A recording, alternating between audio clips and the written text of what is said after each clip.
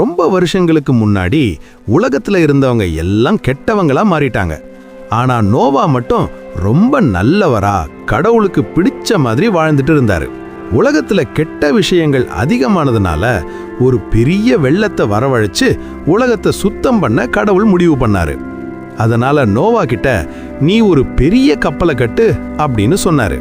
நோவா அவரோட பசங்களோட சேர்ந்து மரத்துல ஒரு பெரிய கப்பலை கட்ட ஆரம்பிச்சாரு.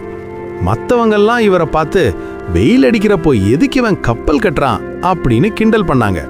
ஆனா நோவா அதை பத்தி கவலைப்படல. கப்பல் கட்டி முடிச்சதும் கடவுள் நோவா கிட்ட உலகத்துல இருக்கிற எல்லா விலங்குகள்லையும் பறவைகள்லையும் ஒரு ஜோடி ஆணும் பெண்ணும் உள்ள கூட்டிட்டு போ அப்படின்னு சொன்னாரு.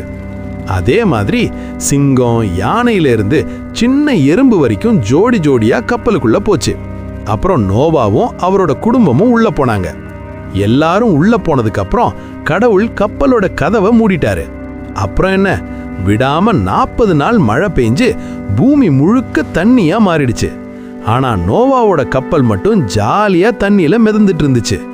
மழை நின்று கொஞ்ச நாள் கழிச்சு பூமி காஞ்சிடுச்சான்னு பார்க்க நோவா ஒரு புறாவை வெளியே அனுப்புனாரு.